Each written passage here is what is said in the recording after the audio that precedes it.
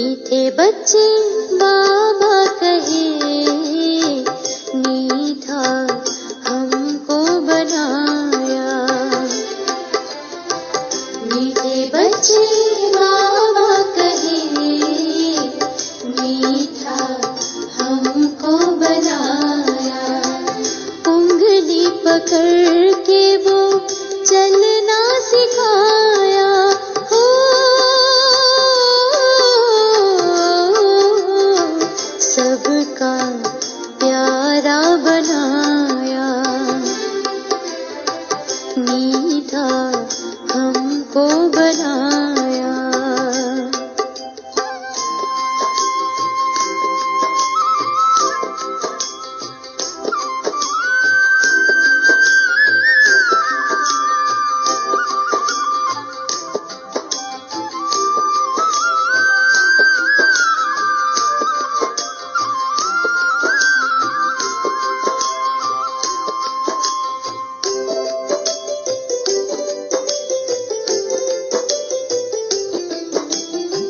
सेवा करना सिखाया, राजयोगी बनाकर त्यागी तपस्वी बनाया। ज्ञान योग सिखाकर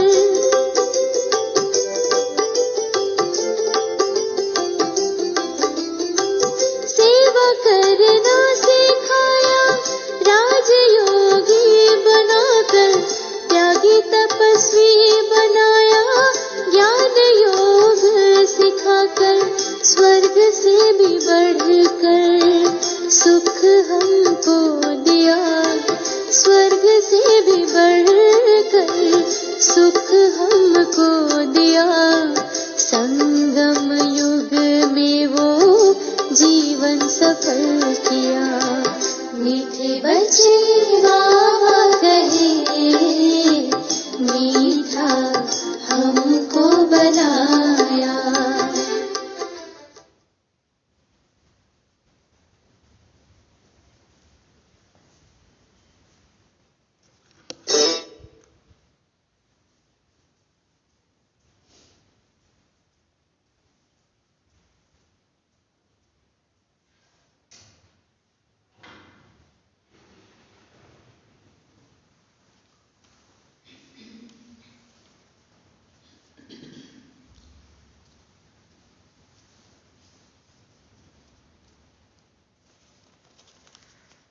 ओम शांति।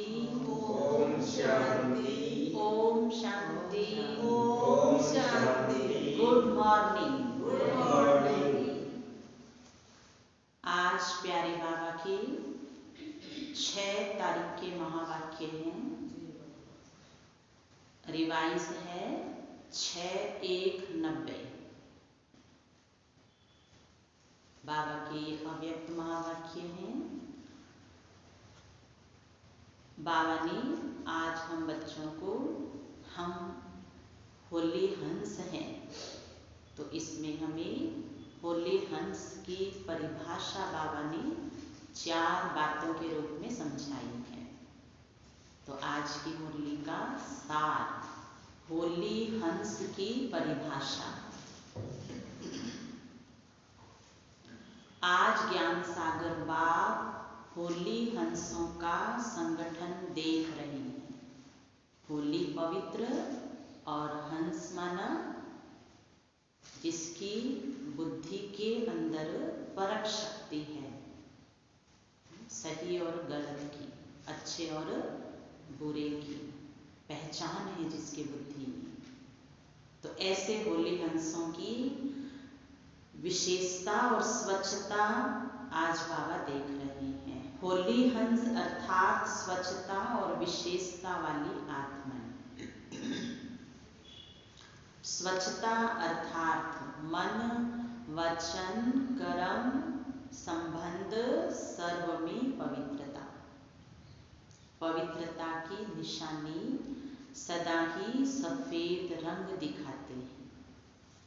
आप होली हंस भी सफेद वस्त्रधारी, साफ दिल अर्थात स्वच्छता स्वरूप हो। तन, मन और दिल से सदा बेदाग अर्थात स्वच्छ हो। किसी की कोई भी कमी कमजोरी हम अपने मन में नहीं रखते हैं। ऐसे हमारा मन दिल बिल्कुल स्वच्छ है। अगर कोई तन से अर्थात बाहर से कितना भी स्वच्छ हो, साफ हो, लेकिन मन से साफ ना हो, स्वच्छ ना हो, तो कहते हैं कि पहले मन को साफ रखो। किसी का घर बहुत साफ सुथरा है ना, किसी का स्वास्थ्य भी रूप के हिसाब से सुंदर दिखता है, तो भी क्या कहेंगे कि आप इतना सुंदर अपने मन को भी बनाइए। दुनिया में भी कहते हैं ना कि तन सुंदर है लेकिन मन काला है। तो मन और तन, दिल और रिश्ते, इन सभी के अंदर चाहिए स्वच्छता। साफ मन व साफ दिल पर साहिब शिव बाबा राजी होता है। साथ साथ साफ दिल वाले की सर्व मुराद अर्थात कामनाएं पूरी होती हैं। कहते हैं ना परमात्मा सर्व की मनोकामनाएं पूरी करने वाला है। पर हम बच्चों को जब बाबा ने अपना बनाया, हमें बाबा ने संपूर्ण स्वच्छता का पाठ सिखाया है। तो अब सारे संसार की आत्माओं को अपनी सर्व प्रकार की मनोकामनाएं पूर्ण करने का पुरुषार्थ करने की जरूरत ही नहीं है। क्यों? क्योंकि हम बाबा के बच्चे पूरे विश्व की आत्माओं की सर्व मनोकामनाएं पूर्ण करने के लिए वो पुरुषार्थ कर रहे हैं। जब हम ये वाला लक्ष्य रखेंगे, संपूर्ण आत्माओं की शुद्ध मनोकामनाएं पूर्ण करने का लक्ष्य, तब हम अपने इस पुरुषार्थ में स्वच्छता और अटेंशन दे सकेंगे। हंस की विशेषता स्वच्छता अर्थात साफ है, इसलिए आप ब्राह्मण आत्माओं को होली हंस कहा जाता है। शिव बाबा ब्रह्मा बाबा के तन में आकर के हम बच्चों को अच्छे कर्म, श्रेष्ठ कर्म करना सिखलाते हैं, इसलिए हम हैं ब्राह्मण।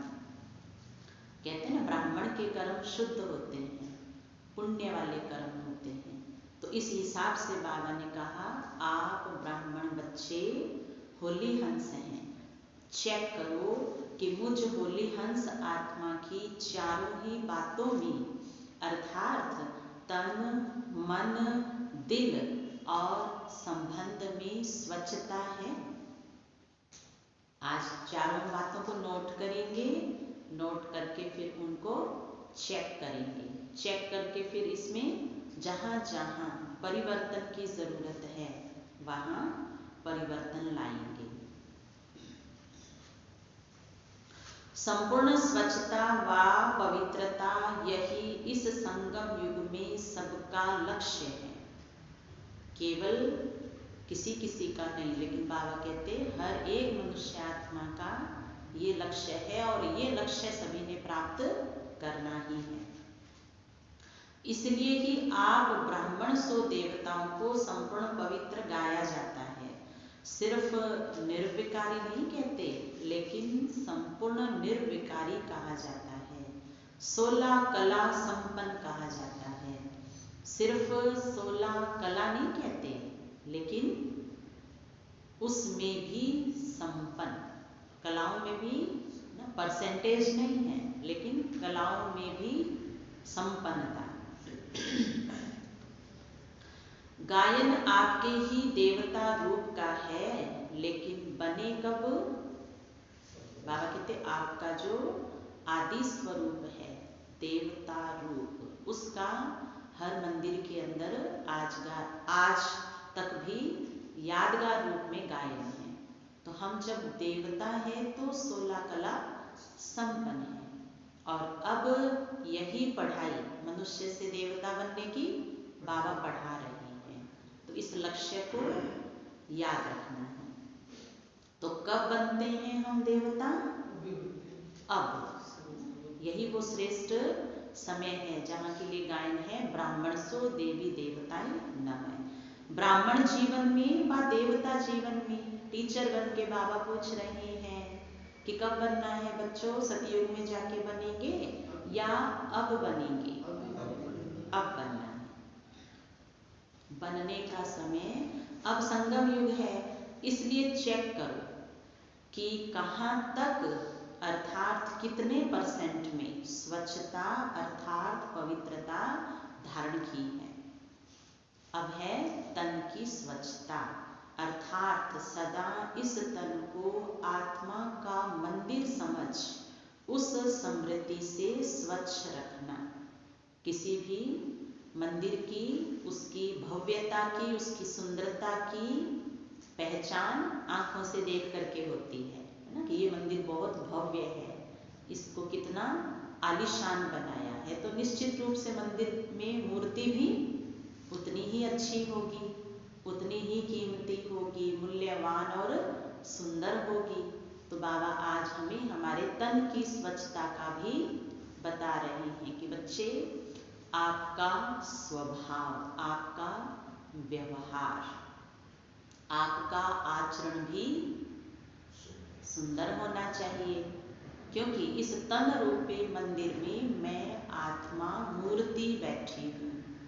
तो अब देखो मूर्ति को पहले नहीं देखा जाता है, पहले मूर्ति का मंदिर देखते हैं। तो ऐसे ही अगर हमारे जीवन के अंदर संपूर्ण दिव्यता है, संपूर्ण पवित्रता है, तभी तो कह सकते हैं कि इस चैतन मंदिर में बैठी हुई मूर्ति जड़ नहीं है, वो भी क्या हो गई है? चैतन्य हो गई है। ऐसी तन की सुंदरता या स्वच्छता, जितनी मूर्ति श्रेष्ठ होती है उतना ही मंदिर भी श्रेष्ठ होता है। तो आप श्रेष्ठ मूर्तियां हो या साधारण हो?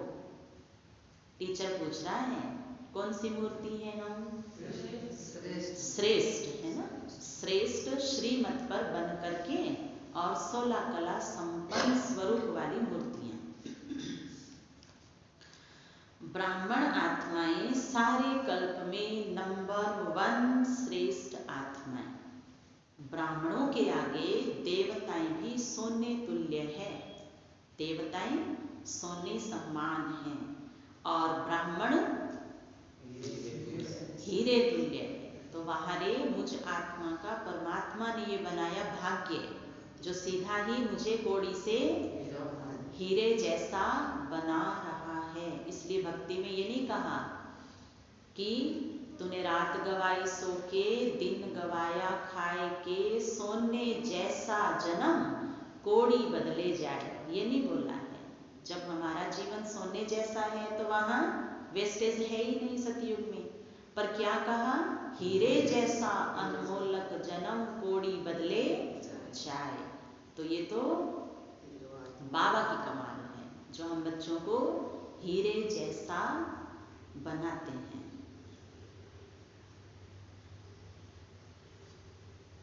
तो आप सभी हीरे की मूर्तियां हो। कितनी ऊंची हो गई? स्थिति ऊंची रखनी है।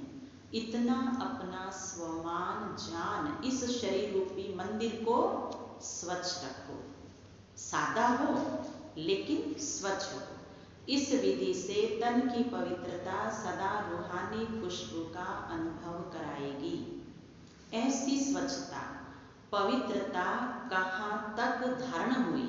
जितनी वैल्यू बाबा ने बताई, इतनी स्वच्छता कहाँ तक मेरे अंदर तन की आई है, ये आज चेक कर लेंगे। देह भान में स्वच्छता नहीं होती, लेकिन आत्मा का मंदिर समझने से स्वच्छ रखते हैं। और यह मंदिर भी बाप ने आपको संभालने और चलाने के लिए दिया है। इस मंदिर का ट्रस्टी बनाया है। आपने तो तन मन धन सब दे दिया ना? पूछ रहे हैं बाबा, सब दिया है या थोड़ा अपने पास रख लिया है कि आई वेल में काम आएगा? आई वेल में जो काम आना है वो बाबा ने हमें दे दिया है, क्योंकि हमारे वाला कुछ भी आई वेल में काम आने वाला नहीं है।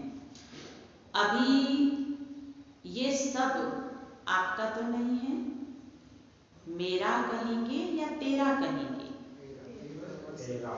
तेरा तुझको अर्पण क्या लागे मेरा। तो ये जो भक्ति मार्ग में हमने कहा, आज वो हमें भूलना नहीं है।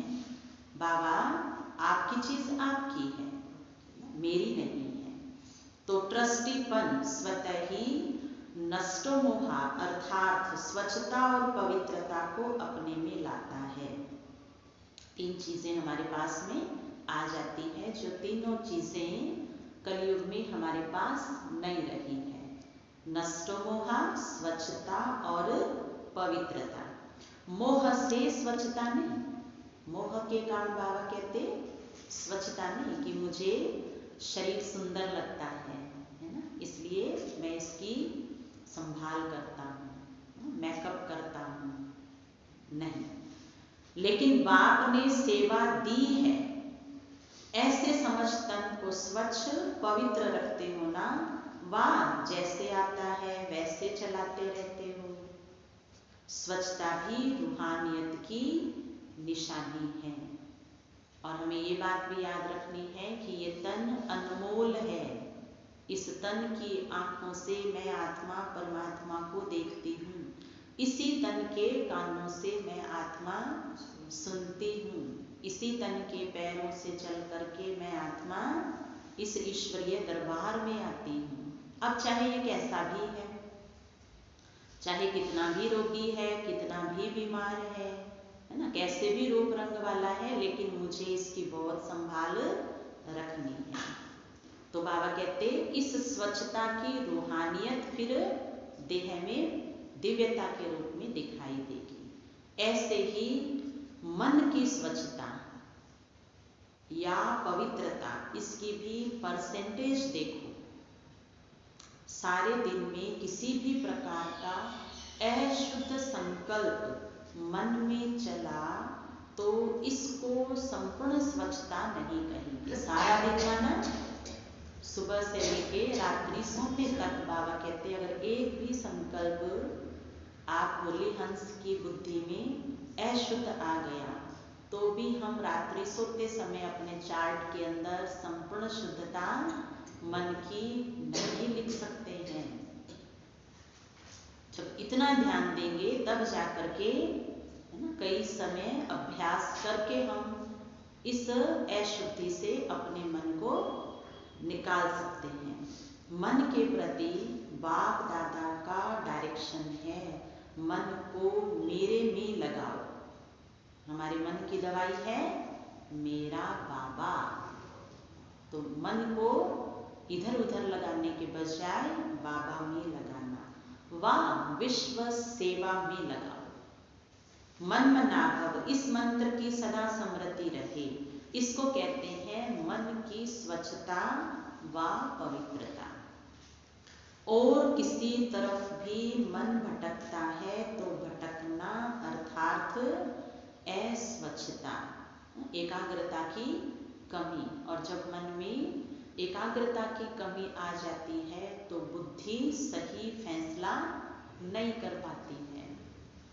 फिर उस कर्म के अंदर श्रेष्ठता, दिव्यता और पुण्य कर्म हुआ है वो भासना आत्मा को नहीं आती है। इसी विधि से चेक करो कि कितनी परसेंट में स्वच्छता धारण हुई। विस्तार तो जानते हो ना, हम सभी को पता है कि मन का विस्तार क्या है, बुद्धि का विस्तार क्या है, दिल की भावनाएं दुर्भावनाएं क्या होती है। संपूर्ण स्वच्छता हर एक बात में हमें पता है। तीसरी बात है दिल की स्वच्छता। दिल में क्या होती है, भावनाएं और भाव होते हैं। तो वो मेरे कितने ठीक हैं, कितने अभी ठीक करने हैं, इसकी भी परसेंटेज को देखना है। इसको भी जानते हो कि सच्चाई ही सफाई है। अपने स्वयं उन्नति अर्थ जो भी पुरुषार्थ है, जैसा भी पुरुषार्थ है, वह सच्चाई से बाबा के आगे रखना। जहाँ फिर बाबा जिस बच्चे को जब जहाँ जिसकी आवश्यकता होगी, मदद की आवश्यकता होगी, है ना, शक्ति की आवश्यकता होगी, बाबा अपने आप देंगे। तो एक स्वयं के पुरुषार्थ की स्वच्छता, दूसरा सेवा करते सच्ची दिल से कहाँ तक सेवा कर रही हैं। अब सच्ची दिल बाबा आज बता रहे हैं किसको कहते हैं, उसकी भी स्वच्छता। अगर कोई भी स्वार्थ से सेवा करते हो तो उसको सच्ची सेवा नहीं कहेंगे। स्वार्थ का अर्थ है स्व अर्थ, और हम हैं विश्व के लिए। मुझे अच्छा लगे इसलिए मैं सेवा कर रहा हूँ, मुझे इस सेवा से खुशी मिले तो मैं कर रहा हूँ, मेरा इसमें फायदा है तो मैं कर रहा हूँ। इसको कहते हैं स्वार्थ के आधार पर सेवा। केवल अपना अपना ही ध्यान रखना, चाहे उसमें दूसरे को दुख भी मिल जाए, दूसरे को पूरी तरह से संतुष्ट भी नहीं कर पाए और खुद को महसूस कराएं कि मैंने मेरी तरफ से सही किया है। तो इसको बाबा कहते हैं स्वार्थ वाली सेवा। ये सच्ची दिल वाली सेवा नहीं है। कोई सोचते हैं कि सेवा तो करनी ही पड़ेगी, बाबा ने सेवाधारी बना दिया। जैसे घर परिवार कारोबार संभालने वाले कहते हैं कि भाई अब कारोबार तो हमें करना ही पड़ेगा, घर के कार्य तो हमें अब करने ही पड़ेंगे। जैसे लौकिक गवर्नमेंट की ड्यूटी है, चाहे सच्ची दिल से करो, चाहे मजबूरी से करो, चाहे अलबेले बन के करो, करनी पड़ती है ना। कैसी भी 8 घंटे पास करने ही है ना। लौकिक में ये मन के अंदर रहता है कि भाई क्या करें, हम मजबूर हैं, हमें ये काम तो करना ही होगा। तो उसमें सच में वो मजबूरी दिखती है, क्योंकि संकल्प भी पहले कौन सा ले लिया, मजबूरी वाला ले लिया। और बाबा ने तो हमें मन के संकल्पों को देखकर और उसमें सही है उसके साथ चल करके कर्म करने का ज्ञान दिया है। इसलिए हम सदा पहले चेक कर लें कि मेरा मन अब इस सेवा को जिस तरह से करना चाहिए क्या वैसा है। तो पहले अपने मन को तैयार करें। ऐसे इस ऑलमाइटी गवर्नमेंट द्वारा ड्यूटी मिली हुई है, ऐसे समझ के सेवा करना, इसको सच्ची सेवा नहीं कहा जाता। ड्यूटी सिर्फ नहीं है, लेकिन ब्राह्मण आत्माओं का निजी संस्कार ही सेवा है। देखा, बाबा ने और दिल के अंदर से हमारे इस पवित्र संस्कार को जगाया कि बच्चे आप मजबूर नहीं हो, आप मजबूत हो। आप दिखावे की सेवा नहीं कर रहे हो, आप दिल से सेवा करने वाले हो। आपने तो पूरे विश्व की सेवा सदा ही की है। पीछे याद करें, हम 2500 साल तक जब हम जड़ मूर्ति में बिना अर्थ के सेवा कर सकते हैं, बिना स्वार्थ के, तो क्या अब वो हमारा संस्कार खत्म हो सकता है? नहीं हो सकता है। तो हमें अपने इस निस्वार्थ भाव के संस्कार को, जो निजी है हमारा, उसे उसी रूप में ही रखना है। और बाबा ने तो कहा है, बच्चे तेरे भाने सर्व का भला। तो हमारा निजी संस्कार है बिना कामना के सेवा करना। तो संस्कार स्वतः ही सच्ची सेवा के बिना रहने नहीं देते। तो ऐसे चेक करो कि सच्ची दिल से अर्थात ब्राह्मण जीवन के स्वतः संस्कार से कितने % की सेवा की। इतने मेले कर लिए, इतने कोर्स करा लिए, लेकिन स्वच्छता और पवित्रता की % कितनी रही। ड्यूटी नहीं है। सेंटर में आना, मुरली सुनना, ये ड्यूटी नहीं है हमारी। ये हमारा निजी संस्कार है।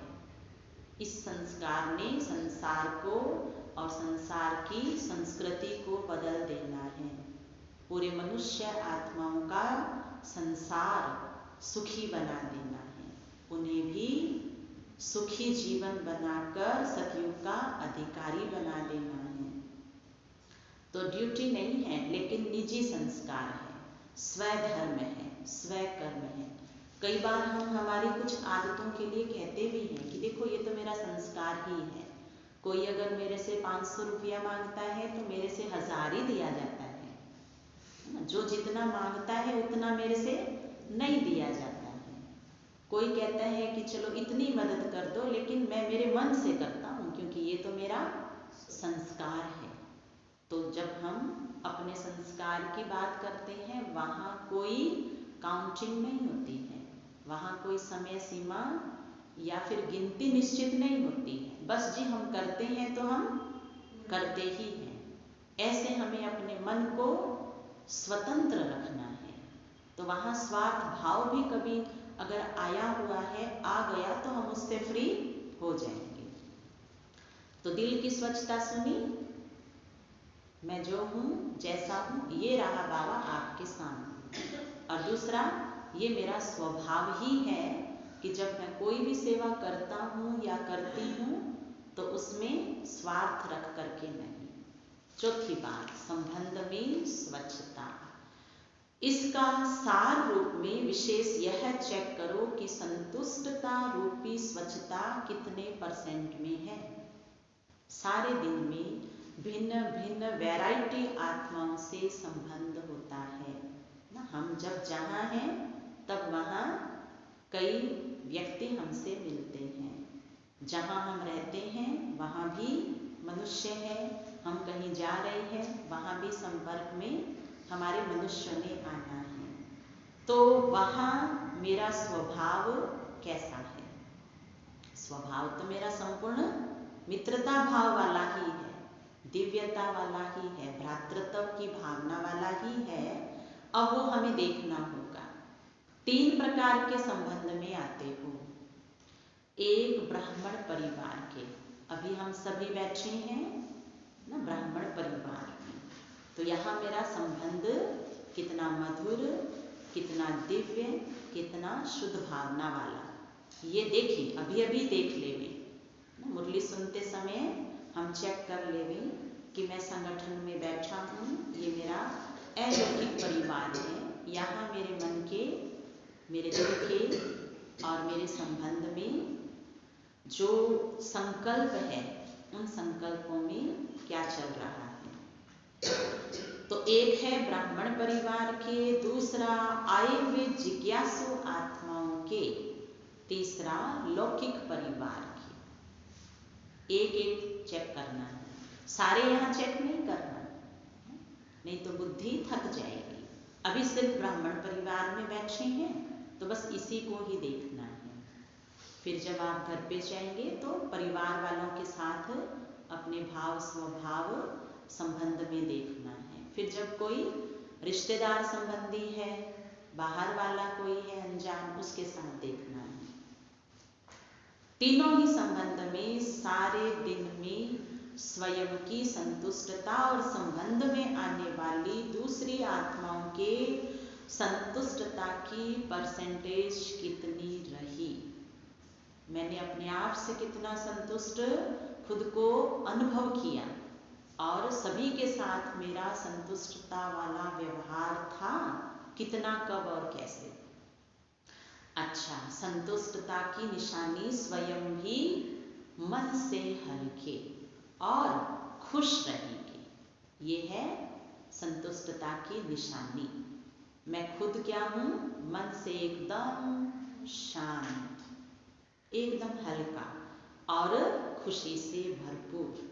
और दूसरे भी मुझे देखकर क्या हो जाएंगे? बीमार के भी चेहरे पर खुशी आ जाएगी, हिम्मतहीन के अंदर हिम्मत आ जाएगी, जो होपलेस हो गया है वो होपफुल हो जाएगा। क्या मैं ऐसा हूँ? क्या मेरे रिश्ते मैंने इतने ठीक कर लिए हैं? आपको पता है छोटा बच्चा 24 घंटा में 400 बार मुस्कुराता है, 400 बार मुस्कुराता है। तो क्या मेरी वो पवित्र और दिव्य मुस्कान 400 बार मेरे चेहरे पर आती है? दिल की सच्ची खुशी आज चेक कर लेंगे। 400 बार इसका अर्थ है कि 400 बार ऐसा होता होगा सारे दिन में जहाँ एक आत्मा इस तन के अंदर बैठ करके अपने उन पवित्र कर्मों के द्वारा खुशी प्रकट कर सकती है। तो 400 में कितना रहा वो आज दिन में चेक कर लेना। असंतुष्टता की निशानी स्वयं भी मन से भारी होंगे। अगर सच्चे पुरुषार्थी हैं तो बार बार न चाहते भी ये संकल्प आता रहेगा कि ऐसे नहीं बोलते, ऐसे नहीं करते तो अच्छा था। बाबा कहते सच्चे पुरुषार्थी में ये महसूसता होती है कि अरे उस समय ऐसा नहीं बोलते, उस समय ऐसा नहीं सोचते, ये नहीं करते, ये आता रहेगा। अलबेले पुरुषार्थी को यह भी नहीं आएगा तो यह बोझ खुश रहने नहीं देगा, हल्का रहने नहीं देगा। संबंध की स्वच्छता अर्थात संतुष्टता, यही संबंध की सच्चाई और सफाई है। इसलिए आप कहते हो सच तो बिठो नच, अर्थात सदा खुशी में नाचता रहेगा, मन नाचता रहेगा। और उनके जो हाथों से कार्य होगा, हाथों द्वारा जो भी होने वाला कार्य है उसके अंदर संतुष्टता और खुशी की झलक दूसरे को अनुभव होगी। यही संबंध की सच्चाई और सफाई है। इसलिए आप कहते हो सच तो बिठो नच, अर्थात सदा खुशी में नाचता रहेगा। तो सुना, बाबा सभी बच्चों से पूछ रहे हैं, सामने बैठे बच्चों से पूछा, ऑनलाइन सुनने वाले बच्चों से पूछा कि बच्चे मैंने जो कहा अगर ये आपने आज ध्यान से सुन लिया तो समझो आपके हर कर्म में एकाग्रता रहेगी और उसमें खुशी आ जाएगी। सफलता खुशी की मेरा जन्म सिद्ध अधिकार है। असंतुष्टता की निशानी हमने सुनी, संतुष्टता की निशानी हमने सुनी, तो उसको फिर बाबा ने हमें सार रूप में बता करके कहा, बच्चे आप सदा खुशी में नाचते हो। होली हंस की परिभाषा है सच तो बिठो नच। अगर सत्यता की स्वच्छता नहीं है तो हंस तो हो लेकिन होली हंस नहीं हो। तो चेक करो संपन्न और संपूर्ण का जो गायन है वह कहाँ तक बने हैं। अगर ड्रामा अनुसार आज भी इस शरीर का हिसाब समाप्त हो जाए तो कितनी परसेंटेज में पास होंगे? 14 कला में, 15 कला में, 16 कला में, या उससे भी 14 से भी कम में पास होंगे? पूछा है बाबा ने, टीचर है ना, हिसाब तो लेंगे बाबा। तो बताइए, बाबा कहते अभी अभी आपकी आत्मा शरीर से अलग हो रही है, तो ये चारों प्रकार की जो स्वच्छता है, तन की, मन की, दिल की, संबंध की, तो जितनी स्वच्छता है आगे उसी घराने में, चाहे वो फिर महाराजा महारानी का घराना है, चाहे शाहूकार का घराना है, और चाहे प्रजा का घराना, और लास्ट में है दास दासी का घराना। तो मैं आत्मा कौन से में जाने वाली हूँ? और जिस हिसाब से बाबा ने हमें ये मीठा ज्ञान दिया है, अब तो इतना सरल और सहज हो गया कि मैं पुराना हूँ नया हूँ ये काउंट ही नहीं होता है। सबको सब पहले ही समझ में आ जाता है। बाबा के आज इस लाइन के कहने का भाव क्या है, निमित्त के कहने का अर्थ क्या है, पहले ही समझ में आ जाता है। इसका मतलब ज्ञान तो स्पष्ट हो गया, लेकिन मेरी स्थिति ज्ञान जैसी और उतनी स्पष्ट है, ये चेक करना है। तो आगे फिर मेरा हर जन्म भी वैसा ही तैयार है, जितनी परसेंटेज अब है उतना परसेंटेज आगे है।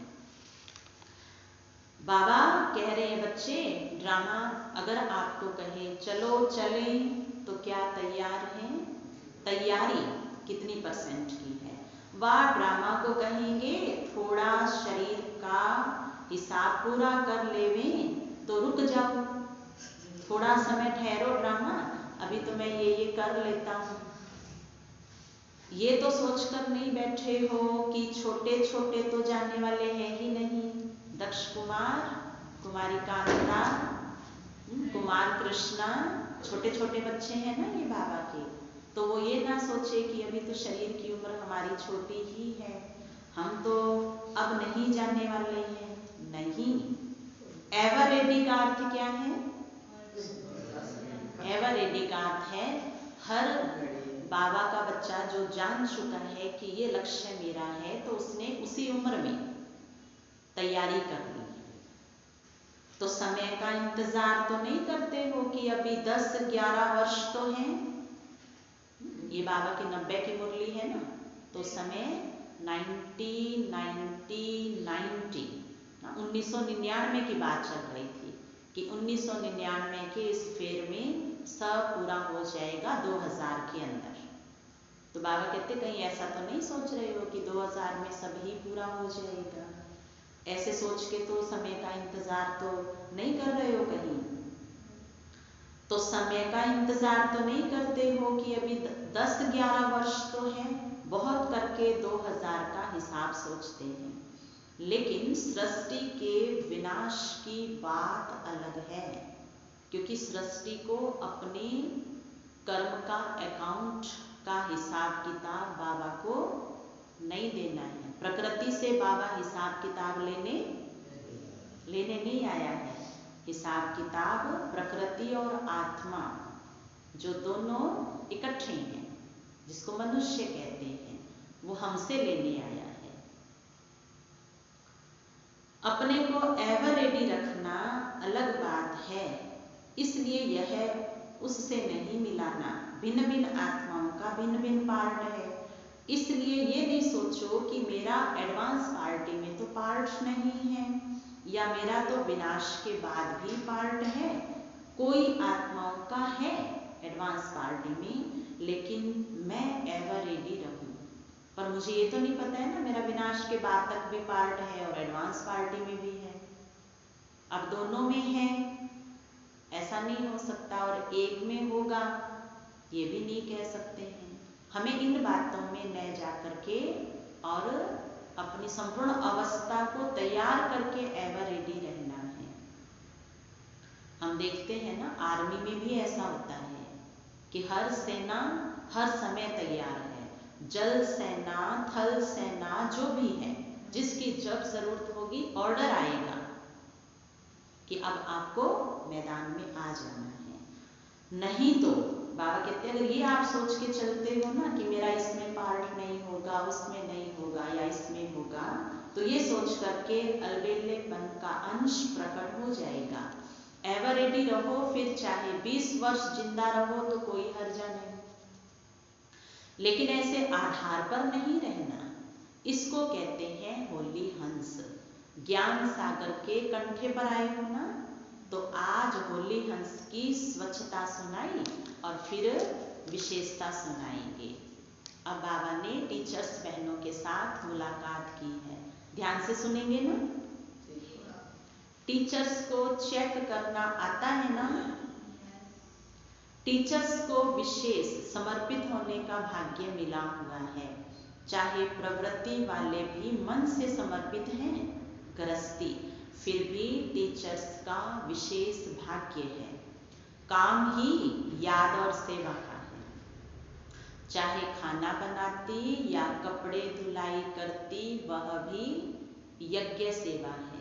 क्योंकि पिछले 3 वर्षों के अंदर जो सेवाएं ज्यादा हुई है वो तो कौन सी रही? बाहर की सेवाएं, बाचा सेवा, पब्लिक प्रोग्राम, ये सारे तो बंद हो गए थे। तो बाबा ने आज माइंड को रिफ्रेश कर दिया कि बच्ची आप यज्ञ में हैं, यज्ञ में जो भी आप सेवा कर रहे हैं वो सेवा ही है। ऐसे नहीं है कि बड़े बड़े भाषण करना, बड़ी बड़ी स्टेज पर जाना, बड़े बड़े पब्लिक प्रोग्राम करना, उसी को ही सेवा में गिनती करते हैं। नहीं, समय अनुसार बाबा कहते आप जो कर रही हैं वो सेवा है। वह भी अलौकिक जीवन प्रति सेवा करती हो। प्रवृत्ति वालों को दोनों तरफ निभाना पड़ता है। आपको तो एक ही काम है ना। तो हम टीचर्स बहने बाबा को जवाब दे रही हैं, जी बाबा। डबल तो नहीं है। तो हम कहेंगे नहीं बाबा, एक ही सेवा है, आपको याद करना और आपकी याद में रह के सेवा में रहना। जो सच्चाई और सफाई से बाप और सेवा में सदा लगे रहते हैं, उन्हें कोई और मेहनत करने की आवश्यकता नहीं पड़ती है, क्योंकि बाकी मेहनत से भाई बहनें भी मुक्त हो जाते हैं। निमित्त अगर अपनी सेवा करे तो भाई बहनों की समस्याएं जो बाबा की मोहब्बत में रहने में आ रही है वो ही क्या हो जाएगी, वो ही खत्म हो जाएगी। इतना याद और सेवा में निमित्त रहे तो सर्व का कल्याण हो। उन्हें और कोई मेहनत करने की आवश्यकता नहीं पड़ती है। सुनाया था कि योग्य टीचर का भंडारा और भंडारी सदा भरपूर रहेगा, जिसका अनुभव हमने किया है। अभी जो आईवेल आया था, वर्तमान का तो हम आईवेल ही कहेंगे ना। लॉकडाउन जब आया है, जहां हमने देखा बाबा ने सब भरपूर कर रखा है। फिक्र नहीं करना पड़ेगा अगला मास कैसे चलेगा, मेला कैसे होगा। सेवा के साथ साथ साधन स्वतः प्राप्त होंगे। रूहानी आकर्षण सेवा और सेवा केंद्र स्वतः ही बढ़ाती रहती है। जब ज्यादा सोचते हो कि जिज्ञासु क्यों नहीं बढ़ते, ठहरते क्यों नहीं, चले क्यों जाते, आए तो चले क्यों गए, तो जिज्ञासु नहीं ठहरते। देखो सूक्ष्म बात बाबा ने बता दी कि बच्चे आपने मन में ये रखा ना, तो फिर उसका भी प्रभाव उन पर चला गया। योग युक्त होकर रूहानियत से आह्वान करते हो तो जिज्ञासु स्वतः ही बढ़ते हैं। बाबा के बच्चे हैं, बाबा की सेवा में गए हैं, बाबा की सेवा से लौट करके आएंगे और बाबा को समाचार दे देंगे। पहले वो यहाँ स्कूल में सेवा ले रहे थे, हम निमित्त से ले रहे थे, अब कहाँ चले गए हैं, अब सूक्ष्म रूप में बाबा का साथ और हाथ लेकर के जहाँ भी है सेवा ही कर रहे हैं। ये है योग युक्त स्थिति के संकल्प। न कि थक जाना, बहुत कोर्स कराए, बहुत कार्यक्रम किए, कितना मेहनत करी थी, कहाँ चले गए। बाबा कहते हैं अब मैं संभाल रहा हूँ उनको, आप बेफिक्र हो जाओ और अपने मन को फिर से शक्तिशाली बना लो, लौट आएंगे, है ना। बाबा के बच्चे तो बाबा के पास लौट करके आने ही हैं। तो योग युक्त होकर रूहानियत से आह्वान करते हो तो जिज्ञासु स्वतः ही बढ़ते हैं। ऐसा होता है ना, आप भाई बहनों ने भी तो देखा है ना, ऐसे होता है। तो मन सदा हल्का रखो, किसी प्रकार का बोझ नहीं रहे ना, बोझ वाला संकल्प ना हो, है ना। अच्छा संकल्प तो बढ़ाना है, क्योंकि अच्छा संकल्प कितना भी बढ़ाओ वो हल्का ही होता है, हमें हल्का बनाता है। किसी भी प्रकार का बोझ है, चाहे अपना, चाहे सेवा का, चाहे सेवा साथियों का, तो उड़ने नहीं देगा। सेवा भी ऊंची नहीं उठेगी। इसलिए सदा दिल साफ और मुराद हासिल करते रहो। प्राप्तियां आपके सामने स्वतः ही आएगी। क्या सुना? स्वतः ही आएगी, क्योंकि स्वतः पुरुषार्थ है तो सफलता प्राप्तियों की भी स्वतः है। सर्व रूहानी प्राप्तियां हैं ही ब्राह्मणों के लिए। तो कहाँ जाएगी प्राप्तियाँ? अधिकार ही आप लोगों का है, अधिकार कोई हमसे छीन नहीं सकता। अच्छा, बाबा के सामने महाराष्ट्र का ग्रुप बैठा हुआ है। बाबा ने उनसे मुलाकात की। सदा खुशहाल रहते हो? खुशहाल अर्थात भरपूर और संपन्न। खुशहाली स्वयं को भी प्रिय और औरों को भी प्रिय लगती है। जहाँ खुशहाली नहीं होती उसे कांटों का जंगल कहते हैं। तो आप सबकी जीवन खुशहाल बन गई। और चाल कौन सी हो गई है? उड़ती कला वाली फरिश्तों की चाल हो गई। तो हाल भी अच्छा और चाल भी अच्छी। दुनिया वाले मिलते हैं तो हाल चाल पूछते हैं ना, तो आपका क्या हाल चाल है? हाल है खुशहाल और चाल है फरिश्तों की चाल। दोनों ही अच्छे हैं ना, हाल और चाल, व्यवहार और मन की स्थिति। खुशहाली में कोई कांटे नहीं आएंगे।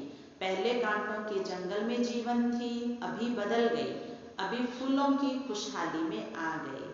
सदा जीवन में दिव्य गुणों के फूलों की फुलवाड़ी लगी हुई है। दिव्य गुणों के गुलदस्ते का चित्र बनाते हैं ना, वह दिव्य गुणों का गुलदस्ता कौन सा है? आप हो ना या दूसरे कोई है? कांटों का कभी गुलदस्ता नहीं बनता। किसी शॉप पर कांटों का गुलदस्ता मिलता है? नहीं मिलता। फूलों का गुलदस्ता बनता है। सिर्फ पत्ते ही होंगे तो भी कहेंगे गुलदस्ता ठीक नहीं है। तो आप स्वयं दिव्य गुणों का गुलदस्ता अर्थात खुशहाल हो गए। जो भी आपके संपर्क में आएगा उसे दिव्य गुणों के फूलों की खुशबू आती रहेगी और खुशहाली देख करके खुश होंगे, शक्ति का भी अनुभव करेंगे। इसलिए आजकल डॉक्टर्स भी कहते हैं बगीचे में जाकर पैदल करो, तो खुशहाली औरों को भी शक्तिशाली बनाती है और खुशी में भी लाती है। इसलिए आप लोग कहते हो कि हम एवर हैप्पी हैं, सदा खुश हैं। चैलेंज भी करते हो कि अगर किसी को एवर हैप्पी बनना हो तो हमारे पास आए। आप सभी को बाप की स्मृति दिलाएंगे। तो ever healthy, ever wealthy, ever happy, ये आपका जन्म सिद्ध अधिकार है। ये अधिकार आपको तो मिल गया ना, क्योंकि जो चीज जिसके पास होती है वही दूसरे को देता है।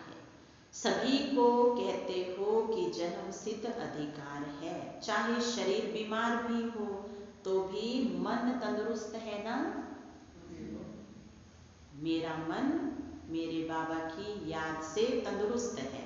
मन खुश तो जहान खुश, और मन बीमार तो शरीर भी पीला पड़ जाता है। बाबा कहते शरीर की भी स्थिति है ना दिव्य और है ना चैतन्य चमक वाली नहीं रहती है।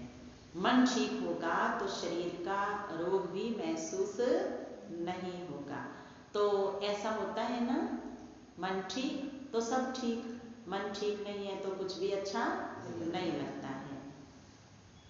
तो बाबा कहते हाँ बच्चों के साथ ऐसा होता है, क्योंकि आपके पास खुशी की खुराक बहुत बढ़िया है। दवाई अच्छी होती है तो बीमारी भाग जाती है। आपके पास जो खुशी की खुराक है वह बीमारी को भगा देती है, भुला देती है। तो मन खुश, जहान खुश, जीवन खुश। इसलिए एवर हेल्दी भी हो, वेल्दी भी हो और हैप्पी भी हो। जब स्वयं हो तब दूसरे को चैलेंज कर सकते हो, नहीं तो चैलेंज नहीं कर सकते। तो पहले बाबा ने कहा आप चैलेंजर हो, फिर बाबा ने कहा पहले आप अपने आप को चेक करके फिर चैलेंज देना। अपने को देखकर औरों के ऊपर रहम आता है, क्योंकि अपना परिवार है ना। चाहे कैसी भी आत्माएं हैं लेकिन है तो एक ही परिवार के। जिसको भी देखेंगे तो महसूस करेंगे कि ये हमारा ही भाई है, हमारे ही परिवार का है। परिवार में भी कोई नज़दीक के होते हैं, कोई दूर के होते हैं, लेकिन कहेंगे तो परिवार के ना। जैसे बाप रहम दिल है ना, परिवार की भावना सदा दया रूप में हमारे अंदर बरसती रहे मन के अंदर। तो बाबा ने अपना वाला टाइटल याद कराया, बच्चे मैं कौन, मैं विश्व पिता हूँ, ये विश्व एक परिवार है। तो मैं विश्व पिता इस विश्व रूपी परिवार में कैसा हूँ, रहम का सागर, दया और करुणा का सागर हूँ। तो तुम बड़े बच्चे हो, तो तुम मुझ सम्मान हो, हम बाप सम्मान बनने आए हैं ना। तो मेरा दया और रहम का भाव कभी मेरी चैतन्य मूर्ति से अलग नहीं होना चाहिए। बाप से यही मांगते हैं कि कृपा करो, रहम करो, तो आप भी कृपा करेंगे। हाँ, इसमें बाबा ने कहा करेंगे, ये कार्य छोड़ेंगे नहीं, रहम करेंगे ना, क्योंकि बाप सम्मान निमित्त बने हुए हो। ब्राह्मण आत्मा को कभी भी किसी आत्मा के प्रति घृणा नहीं आ सकती, रहम आएगा, घृणा नहीं। घृणा आ नहीं सकती, क्योंकि जानते हैं कि चाहे कंस हो, चाहे जरासंधी हो, चाहे रावण हो, कोई भी हो, लेकिन फिर भी रहम दिल बाप के बच्चे घृणा नहीं करेंगे, परिवर्तन की भावना रखेंगे, कल्याण की भावना रखेंगे। ये कौन है, मेरा लौकिक नहीं है, क्योंकि घृणा को अगर जीवन से हटाना है तो लौकिक संबंध में याद नहीं रखना है, अलौकिक और लौकिक संबंध से अलग हो जाना है। ये बाबा का बच्चा है, ये बाबा की बच्ची है, ये भगवान के बच्चे हैं। ये भाव जो है उनका परिवर्तन लाएंगे। फिर भी अपना परिवार है, परवश है, परवश के ऊपर कभी घृणा नहीं आती, सभी माया के वश है। बाबा के सारे बच्चों को माया ने अपने वश में कर रखा है। तो परवश के ऊपर दया आती है, रहम आता है। जहाँ घृणा नहीं आएगी वहाँ क्रोध भी नहीं आएगा। देखो कई बच्चे बाबा को ऐसे बोलते हैं कि बाबा क्रोध आ जाता है, लेकिन मन में कोई घृणा नहीं होती है, बस वो उनका देखा ना ऐसा कार्य, तब क्रोध आ गया। बाबा कह रहे हैं बच्चे आप में पहले घृणा आई है, तब जोश आया, और जोश आते ही शब्दों में क्रोध आ गया। घृणा ही क्रोध का सूक्ष्म रूप है। तो परवश के ऊपर दया आती है, रहम आता है। जहाँ घृणा नहीं आएगी वहाँ क्रोध भी नहीं आएगा। जब घृणा आती है तो जोश आता है, फिर जोश कहता है अब मेरा काम हो गया। अब क्रोध कहता है मैं जाता हूँ, तो क्रोध आता है। जहाँ रहम होता है वहाँ शांति का दान देंगे। दाता के बच्चे हो ना, तो शांति देंगे ना, लेकिन शांति में धीरज होना चाहिए, है ना। दूसरे से अच्छा करवाने में, दूसरे को अच्छा बनाने में, दूसरे को महसूस कराने में धीरज वाली शांति चाहिए, तब हो सकता है। अधैर्यता के अंदर हम किसी का भी परिवर्तन जैसा चाहते हैं अच्छे वाला वो नहीं होगा। अच्छा, सर्व होली हंसों को, चारों ओर के सच्चे साहिब को राजी करने वाली, सच्ची दिल वाली श्रेष्ठ आत्माओं को, सदा स्वयं को एवर रेडी रखने वाले नंबर 1 बच्चों को, सदा अपने को गायन योग्य, संपूर्ण और संपन्न बनाने वाले बाप के समीप बच्चों को, सदा अपने को अमूल्य हीरे तुल्य अनुभव करने वाले अनुभवी आत्माओं को बाप दादा का याद प्यार और नमस्ते। हम रूहानी बच्चों की रूहानी बाप दादा को याद प्यार, गुड मॉर्निंग, नमस्ते नमस्ते नमस्ते। मेरे बाबा, मीठे बाबा, प्यारे बाबा, आप